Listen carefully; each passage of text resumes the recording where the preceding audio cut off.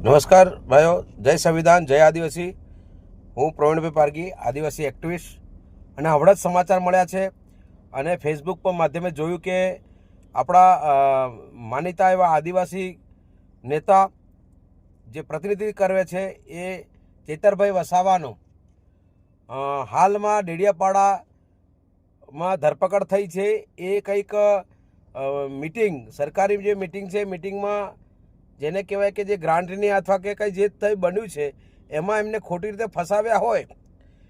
એમાં સ્વાભાવિક છે, કોઈ પણ પોલીસ ડિપાર્ટમેન્ટના વ્યક્તિઓ ક્યાંક ને ક્યાંક રીતે અથવા કે ઉપરથી આદેશના અનુસરીને ખોટી રીતે ફસાયા હોય તો એમને ચેતરભાઈના સમર્થનમાં અને ડેડિયાપાડાથી એમને રાજપીપળા લઈ ગયા છે।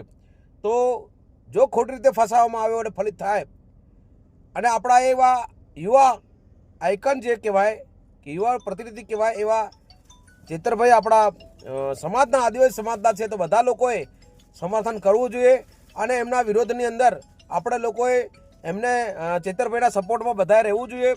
તમામ ગુજરાતના આદિવાસી ભાઈઓને હું ખાસ કહું છું, જો તમે દબાઈ ગયા, તમારી અવાજ દબાવવા માટેનું આ ષડયંત્ર ચાલે છે।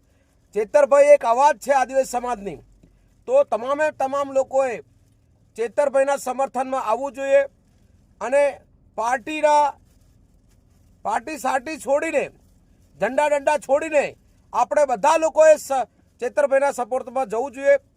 હું તમામે ફરીથી આદિવાસી ભાઈઓને કહું છું કે આ ચેતરભાઈનો અવાજ નથી, આપણા આદિવાસીનો અવાજ દબાવવાની વાતો ચાલે છે। આપણે લોકોએ ચેતરભાઈની સાથે રહેવું જોઈએ, એ હું તમામના મારા ભાઈઓને કહું છું। જય આદિવાસી, જય ભારત, જય સંવિધાન।